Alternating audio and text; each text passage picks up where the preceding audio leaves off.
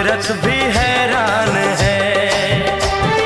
रंग तेरा देख के, रूप तेरा देख के, कुदरत भी हैरान है।